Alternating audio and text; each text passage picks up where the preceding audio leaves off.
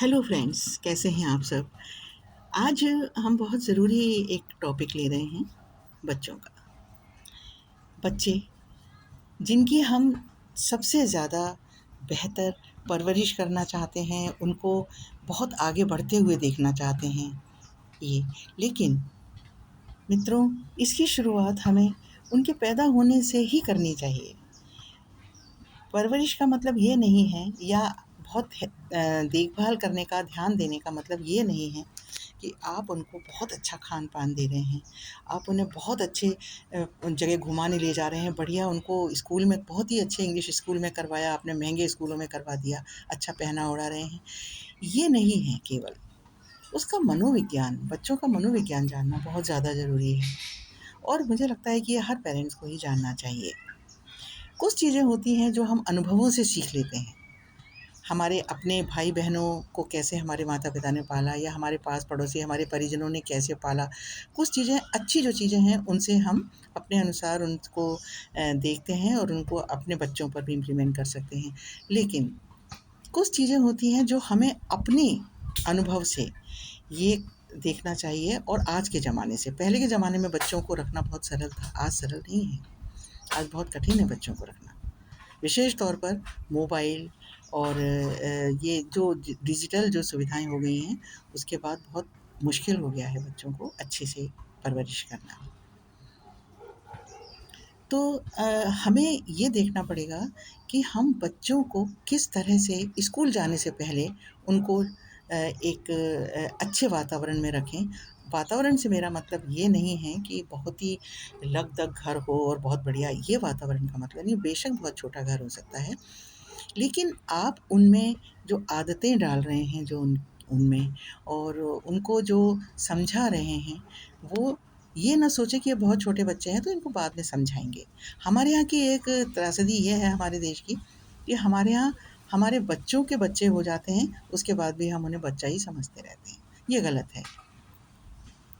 Friends, बच्चे बहुत बुद्धिमान होते हैं।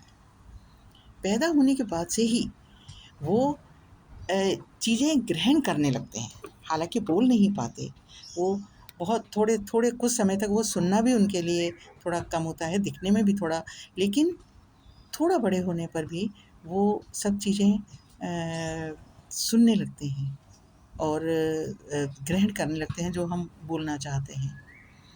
तो इसलिए उनको बहुत आदतें जो उनकी हैं कि आपको कोई आता है, जब 4-5 साल के बच्चे की बात कर रही हूँ मैं। सबसे बड़ी बात ये है कि उसको मोबाइल और ये इससे यथासंभव जितना दूर रख सकें। इवन इससे टीवी से भी।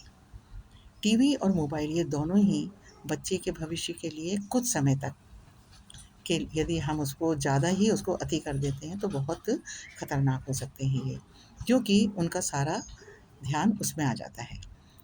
मैं विदेश में हूँ और मैं यहाँ मेट्रो में भी देखती हूँ, ना सिर्फ़ हिंदुस्तानी बल्कि मेट्रोज़ में भी और आप पार्क में भी जाओ, कहीं भी जाओ आप देखेंगे माता-पिता मोबाइल लेके बैठे हुए हैं, उन्होंने बच्चों को भी एक मोबाइल या कुछ स्ट्रोलर में बच्चे मोबाइल लगातार देख रहे हैं, गेम्स देख रहे हैं।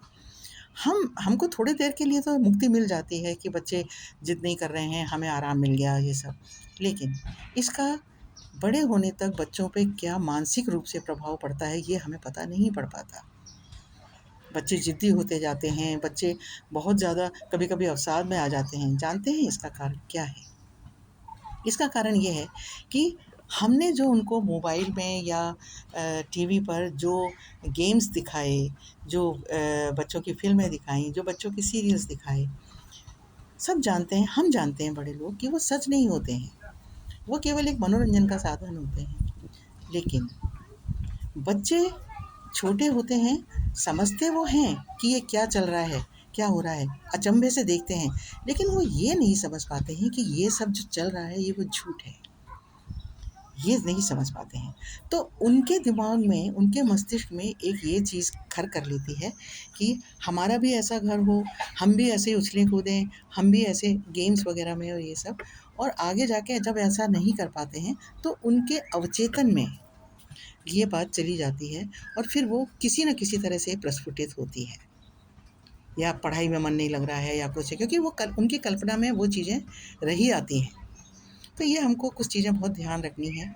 और नंबर 2, बच्चों को नहीं कहना सिखाइए ज़रूर। उसकी वजह ये है कि बच्चे आपके पपेट नहीं हैं, बच्चे ज़रूर हैं आपके हैं, लेकिन आपके पपेट नहीं हैं।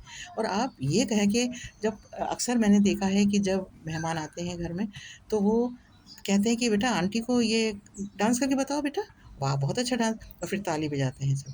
बच्चे का मन है या नहीं है, बच्चा चाहता है या नहीं, या फिर बच्चा बहुत ही ज़्यादा खुश हो जाता है जब ताली बजाते हैं, या तो उसको लगता है कि मैं इतना मतलब लायक हूँ, इतना वो है हुनर मुझ में, कि और फिर बड़े होने पे भी वो एक्सपेक्ट करता है। तो ये सारी चीज़ें उसको नहीं करना सिखाइए कि यदि वो नहीं चाह रहा है कि वो किसी अतिथि के सामने कविता सुनाए या कुछ सुनाए, या तो उसको मत करने दीजिए। और बच्चों को सबसे बड़ी बात मैं और भी थोड़े बड़े बच्चों के लिए कह रही हूँ कि यदि बच्चे पढ़ने में आपके होशियार हैं या नहीं हैं, पेरेंट्स, आपका सबसे बड़ा बिना किसी मोह के बच्चों को मोह मत करिए, प्यार कीजिए, मोह मत कीजिए। और अपने सपने उन पर मत थोपिए। मैंने बहुत सारे मतलब पढ़े-लिखे लेडीज़ को ये देखा है कि वो बच्चों का असेसमेंट नहीं कर पाते, बच्चों का विश्लेषण नहीं कर पाते हैं कि हमारे बच्चे की बौद्धिक क्षमता कितनी है। आप जानते हैं हर एक बच्चा की बुद्धि अलग-अलग होती है, कोई बुद्धि में तेज़ होता है, किसी का इंटरेस्ट अलग होता है, किसी का गाने में होता है, किसी का ये, लेकिन हम वो सब इकट्ठा करके केवल पढ़ाई की तरफ उनको हमको लगता है कि केवल पढ़ाई है जो आगे इसको निश्चिंत कर सकती है। तो फिर हम क्या करते हैं, उसको बड़े-बड़े स्कूलों में डाल देते हैं और ये अपेक्षा करते हैं कि वो बहुत अच्छे नंबर लाए, और बच्चे का मन नहीं लग रहा पढ़ने में।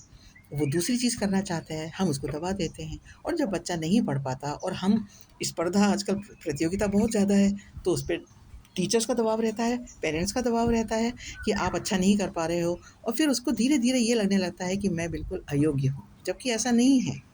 हो सकता है वो साइंस में ना जा कर के वो यदि आर्ट्स में जाता तो बहुत बेहतर करता, वो अपने विषय के विषयों में जाता, अपने रुचि के विषयों में जाता तो बहुत अच्छा करता, लेकिन ऐसा नहीं हो पाया। और सबसे खतरनाक स्थिति, आप ध्यान से सुनिए पेरेंट्स, और सबसे दुखित करने वाली स्थिति तब होती है जब आपको लगता है कि हमारे पास कोचिंग में या ये नहीं हो पा रहा है, और कोचिंग वाले भी शिकायत कर रहे हैं कि ये नहीं कर रहा है, तो आप उसको आँख बंद करके हॉस्टल में कर देते हैं किसी में, या फिर कोचिंग सेंटर्स, जो कोटा जैसे कोचिंग सेंटर्स चल रहे हैं, उनमें कर देते हैं। क्या आप जानते हैं कि वहाँ पे बच्चों की क्या दुर्गति होती है? क्या आपने कभी आप जाके भर्ती करवा आए और घर आके निश्चिंत हो गए कि आपने बच्चों को वहाँ भेज दिया और बच्चे बहुत अच्छी पढ़ाई कर रहे हैं?